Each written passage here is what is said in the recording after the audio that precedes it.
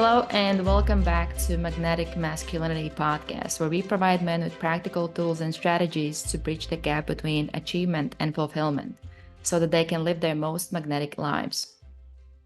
Today, I want us to go a bit into connecting the dots and maybe catching everybody listening up with the really extensive concept that you have created around authentic versus conditioned and magnetic masculinity, and go a bit more into magnetic masculinity. So maybe let's start with distinguishing and explaining to listeners the difference between what's authentic and what's conditioned. Authentic versus or slash magnetic. Yeah, this is an important episode. And this will sort of tie some of our other episodes together and revisit this overall model that I've created over the years to help accelerate the results for my clients. And the concept of conditioned masculinity is, as it's often said in self-help, 90 to 95% of the thoughts we think, the words we choose, the habits we create, and the perceptions we experience and the choices we make are based on subconscious programming, often before the age of 7 years old when our brain is in a theta state. Sort of like running on autopilot. And that software that was installed was based on our childhood assumptions of what other people wanted us to be. So we've talked a lot in previous episodes about love and belonging. We are an interdependent species. So in childhood, we decide which parts of us are acceptable and which parts of us are not acceptable. And we create a self-concept. And looking at the self-concept as a multidimensional being, we have different parts of us. That's where we'll get further into parts work.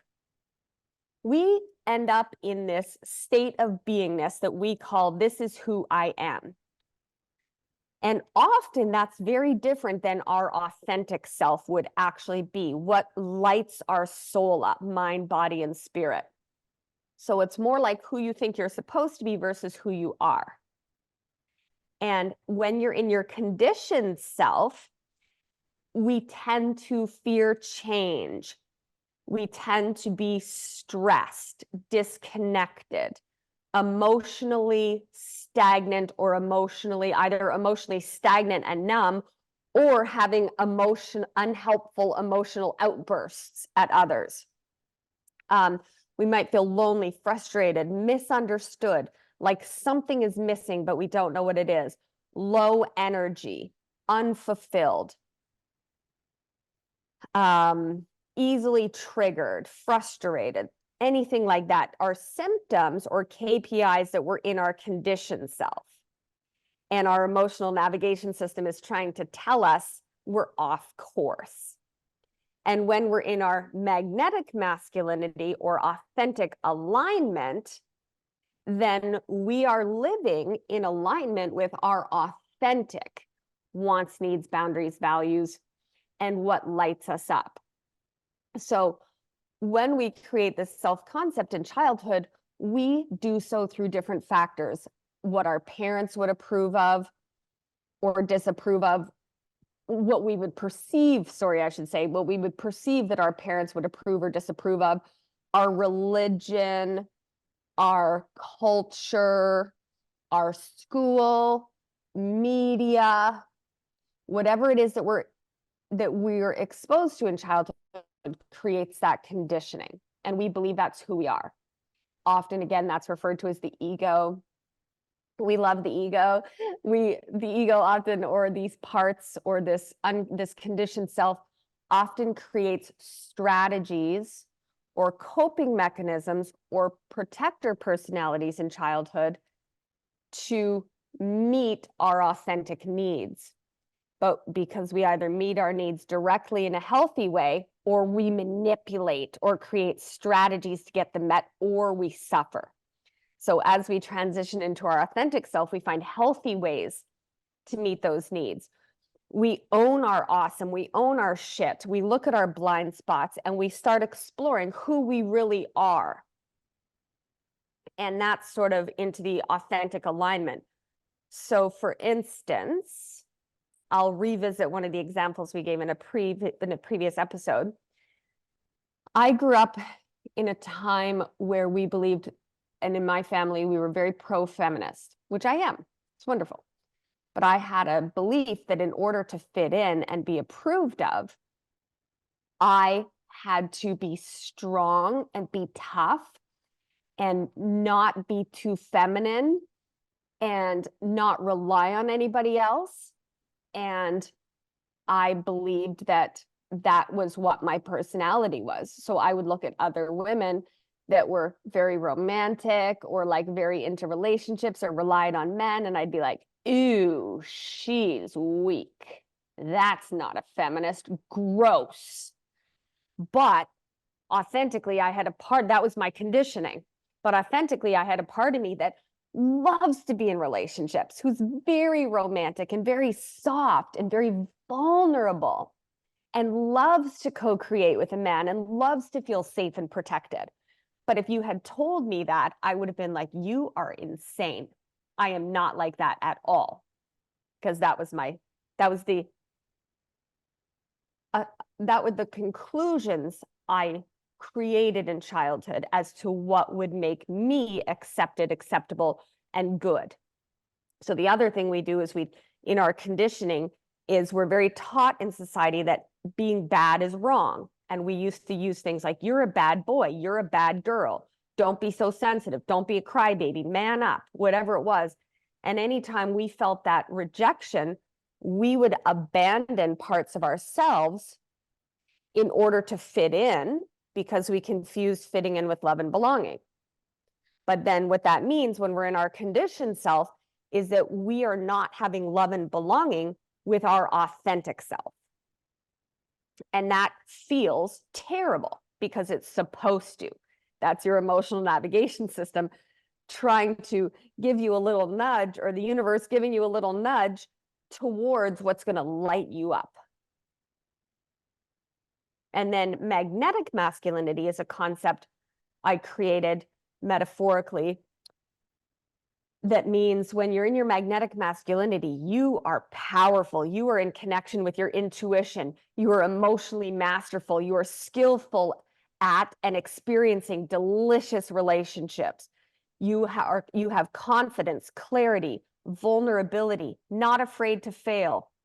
You're inspired, energized, inspiring to others, and you feel fulfilled. So that authentic alignment is one of the two components, and we'll put something up on the screen here, that make up magnetic masculinity. So part of it is turning that conditioned self into your authentic alignment. And the other part of it is effectively, again, another metaphor I use, which you can refer to, I believe, episode 4, which is your vehicle of consciousness, effectively piloting your vehicle of consciousness. So if you master this and master this, the outcome of that will be what I'm calling magnetic masculinity, where you are just in flow and you feel great and you never have to worry about missing out on your best, most fun and fulfilling life. And so I've created these concepts or mind models to help you quickly diagnose and repair when something doesn't feel great in your life, so that you can optimize your maximum potential and ability to experience a super fun, fulfilling life.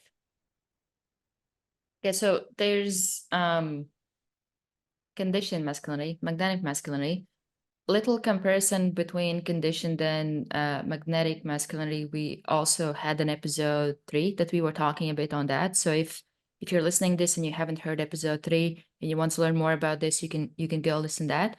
And with magnetic masculinity, so as you mentioned, there's authentic alignment and vehicle of consciousness, which we did talk about in episode 4.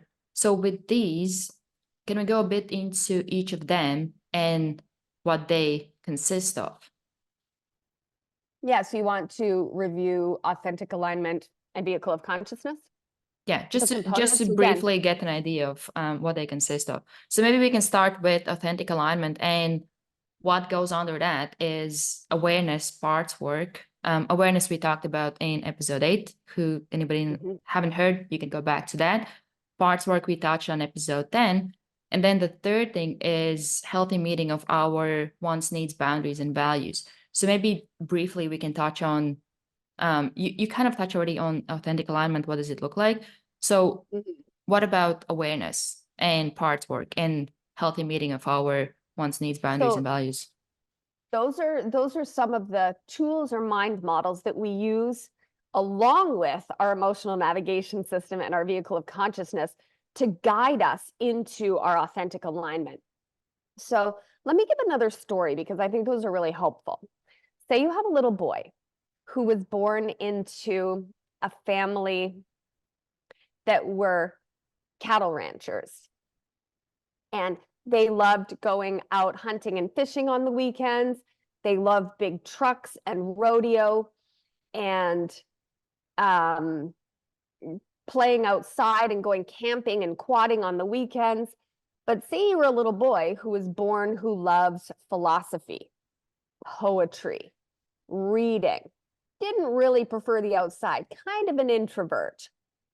Now, in childhood, one of the things that could happen is if a parent was like, hey, get your nose out of the books, come outside, you know, you're feeling left out from the family, and the child is feeling left out, or seeing, oh, I look up to my dad and my dad is like that and I am like this. What happens is that child might deny, disown, disidentify, and reject those authentic parts of themselves in order to fit in. So that child might grow up going, I'm a rancher. I love cattle as my life. I like farming. I go hunting. I go fishing. And I'm not going to stick my nose in a book like a bookworm. And probably if he talked about philosophy and poetry, it would not get him a lot of acceptance. So in order to fit in, he would disidentify from his authentic wants, needs, boundaries, and values. So wants, needs, boundaries, and values are just concepts that we look at where a lot of clients come to me and I ask them a little bit about what are your authentic wants, needs, boundaries, and values. And they will either A, not have a clue, which is totally normal and valid. Or they will say, oh, I am this, I value this, I want this, and I don't like that. So they either don't have clarity on their authentic wants, needs, boundaries, and values, and therefore it's impossible to assess the different areas of our life to see that if they're in alignment with what lights us up and inspires us. Or like that boy we talked about in the example, they think that their wants, needs, boundaries, and values, and what lights them up is actually not who they authentically are. And if we don't have at least some curiosity or clarity of what we want, what we need, what we enjoy, or we don't think we're worthy of receiving those needs, let's look at something like sex.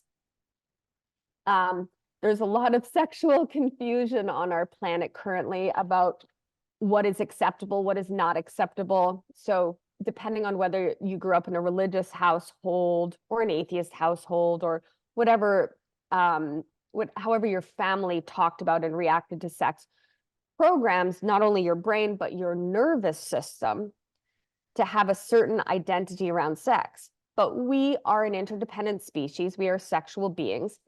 So if you have been told that sex is bad or wrong, or your wife or partner makes you feel like you're a predator or a pervert for wanting sex, and you don't feel comfortable to talk about what your needs are, you're not going to feel fulfilled. Or another thing, because men have been so emotionally suppressed, a lot of men that I work with are very, what we might call powerful, successful, intelligent. I work with lots of geniuses, PhDs, CEOs, and some of them tell me they just want to be held and told everything's going to be okay and have a cry, but they don't even know how to do that. But they don't feel like so some of these authentic needs that every human being has, like acceptance, appreciation, acknowledgement, admiration, adoration. We all want to be admired and adored, but then we're like, oh, be humble. Oh, don't be a bragger. Oh, you're going to be a narcissist if you like yourself. Well, a lot of these concepts that we've created around sex and around our personality and around loving ourselves and how we interact with each other deprives us us of our very core basic needs as human beings. And then as far as wants, boundaries, and values, I help clients, I have processes to help clients work through this to cultivate clarity on what these are, and they can change over time. But for instance, some men tell me they sort of prefer to focus on work. Maybe they didn't particularly want children, but they felt forced to do that because that's what was expected of them. And then they feel like they have to prioritize family over their own authentic needs. Now, in that case, if you've already had children, you're just going to have to show up for them regardless. But or some people are the opposite. They think they don't want children, and then they have children and they're like, this is the greatest thing I've ever done in my entire life.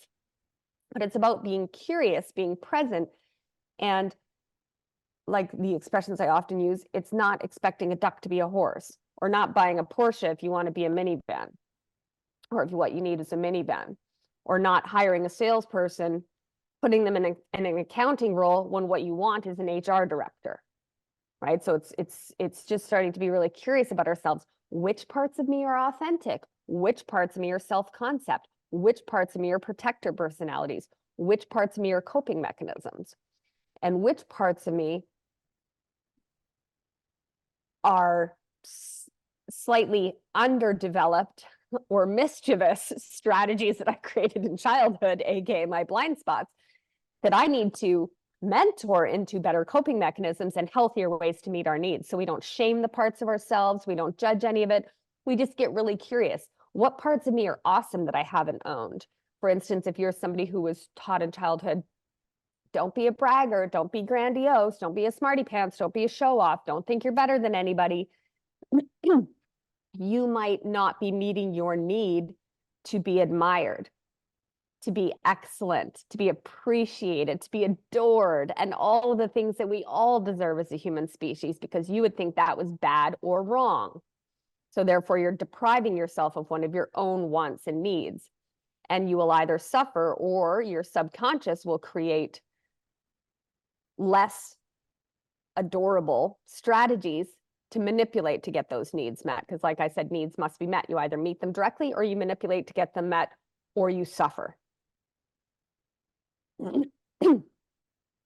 And with these three concepts, awareness, parts work, and meeting our wants, needs, values, and boundaries, is there like an order in which they should be addressed, or how they maybe complement each other?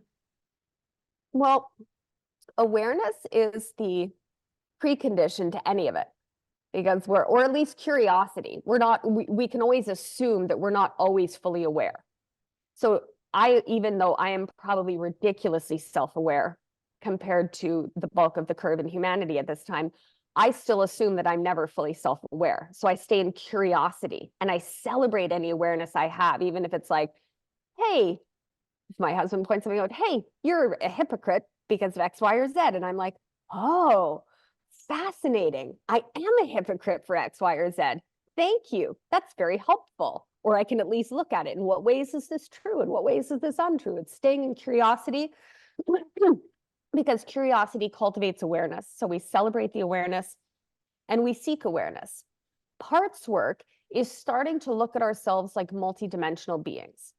You know, I am this person. Well, no, you're not. Because think of a time in your life when you've tried to make a decision and part of you feels one way and part of you feels another way, or people call this self-sabotage, which self never sabotages self. It just means that parts are not your different parts. As please revisit the episode of parts work because it's an important one. What it might mean is that some of your aspects of your personality, your multidimensional self, might not be metaphorically given a seat at the table of your consciousness and able to hold the talking stick, because not only do you have wants, needs, boundaries, and values, but different parts of you might have different wants, needs, boundaries, and values. For instance, maybe you're a very strong, outgoing alpha CEO, and you love being in charge, and you love leading, and you love and you love that part of yourself, and that part of yourself might be authentic or it might be a coping mechanism. That's, it could be either. We'd be curious about it. But you might also have a need or a part of you that wants to be a dad, and a part of you and that part wants to be really soft and sweet and gentle. And you might have a part of you that feels afraid and have imposter syndrome about that CEO. And you might have another part of you that just wants to be held and kissed and loved and cuddled and told you're amazing and everything's going to be okay. And you might have another part of you that is afraid of whatever. So it's starting to change our mind and give ourselves these tangible models like parts work that allow us to more quickly integrate, diagnose, repair, and understand ourself as multidimensional beings. And then, so awareness and parts work, those sort of help us cultivate clarity on our ever-evolving wants, needs, boundaries, and values. And like I said, there are wants, there are needs of every human being: adoration, appreciation, admiration, acceptance, things like love and belonging. So there's needs and wants and things that every human being has. But then there's other ones, like some people might have a need for some autonomy. Some people might have need for community. Maybe like me, I have a need for community and I have a need for autonomy. So I find different ways to meet those needs. I do have a part of me that's like, I like to be independent, and I'm very intelligent, and I like to start businesses, and I'm a think tank. I like to create ideas. I'm a fountain of ideas. I like leadership. I like to be the boss. But I also have a part of me that loves to be soft and sweet and adored by my husband and admired and protected and cared for and loves to nurture him. So those are both authentic wants and needs. So I give them different chances to hold the talking stick. Or once we get all of clarity on those characters, those multidimensional aspects of ourselves, and again, we can figure out which ones are coping mechanisms, which ones are authentic, which ones are conditioning that aren't even true. And we can give them each a chance to hold the talking stick so that you, as the wise leader, loving adult, or CEO of those characters, can decide when each one holds the talking stick and which one would be great for which job, and allowing all of them to be there. And moving into the other part of magnetic masculinity, vehicle of consciousness. We did briefly touch on two parts of it in past episodes. Episode 5 was brain, which is software. And then in, I think it's last episode, episode 12, we touched on emotions, which is navigation system. Can you talk through vehicle of consciousness, what it is, and then the rest of the pieces of it? Okay, so again, to reiterate, magnetic masculinity is your ultimate state of being. Some might call that enlightenment. Some might call that bliss. Some might call it, although I don't like either of those terms because they're very conditional and also very tricky for the ego and might make it harder to see our blind spots. So that's just living in your most magnetic, fun, delicious, fantastic state, which does not mean that you won't struggle. It doesn't mean you won't have sad days. It doesn't mean you won't feel anger. It doesn't mean any of those things. It means that you are in authentic alignment, which we just talked about. And the other aspect that I figured out at one point working with clients all over the world is that there is this other multidimensional aspect of self, which is understanding what yogis or mystics might call the mind, body, spirit connection. And since I love that stuff and I love woo-woo, but I'm also very practical and logical, I need models that make sense. So I created the model that everybody could relate to of a vehicle, a car, a vehicle, a very primitive vehicle. So pardon some of the basic nature of this model, but I think it works. And that is, you must, not only are you in authentic alignment, but both of these two concepts play against each other. Because if we're piloting our vehicle of consciousness effectively, it helps us cultivate clarity on our authentic alignment.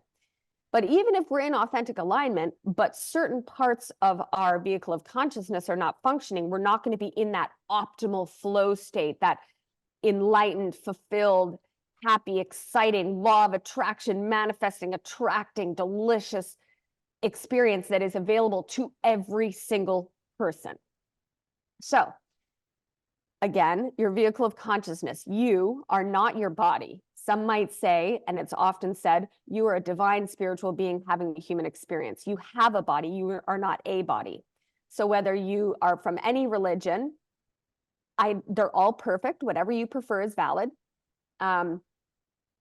You could look at that as I am a child of God, or I am here as a fragment of the universe, or if you're atheist and you're like, I am clearly in a body, but I can acknowledge that there is awareness or something that is sort of my mind is piloting this body. So whatever metaphor you prefer is valid. But we know that you are more than your body. And somebody like me that was born remembering pre-incarnation, seeing auras, traveling out of body, and all types of things that I couldn't explain, or what made me intrinsically incentivized to basically work on a theory of everything since I was a child. But this vehicle of consciousness, you are not your body. And if you're not piloting or driving that vehicle effectively, then it's taking you for a ride.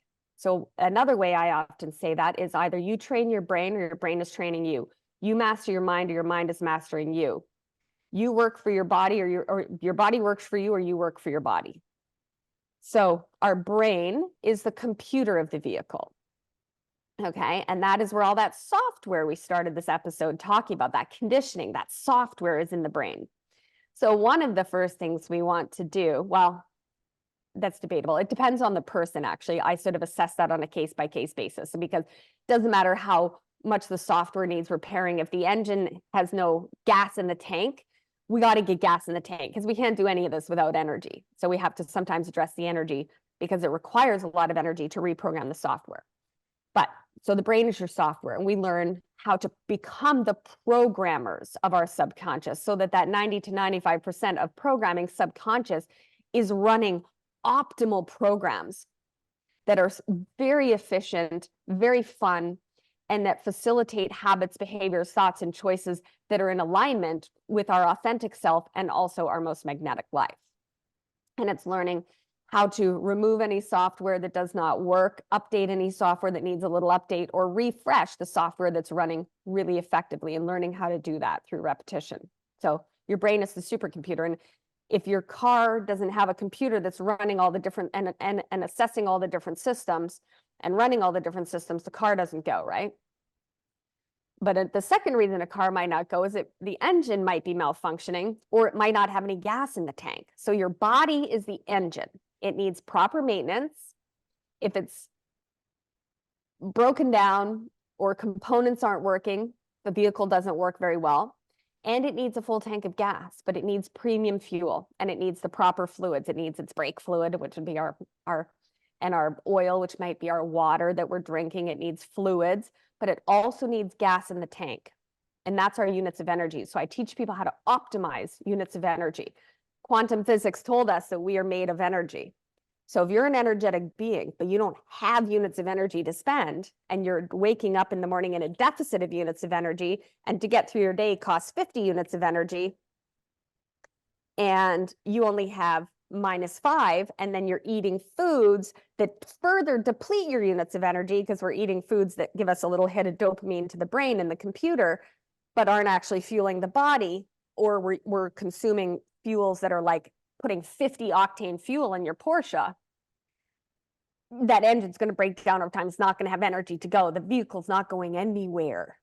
So we want to optimize the physical third dimensional rule set of having a body, and making sure that that vehicle is running effectively, and that it has that full tank of gas, premium fuel, right fluids, and proper maintenance.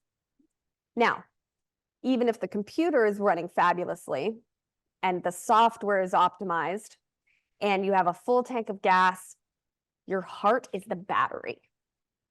So the vehicle also needs the battery. And this is where a lot of men have been deprived of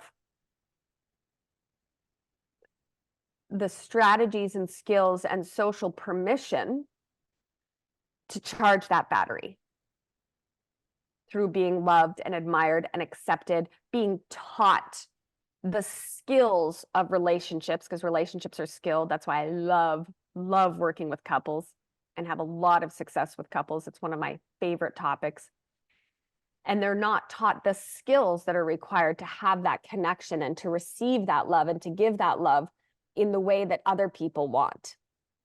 And they may not be aware of how to charge that battery, or they might have had to shut down that battery or drain that battery in childhood to fit in. So it's getting that battery fully charged.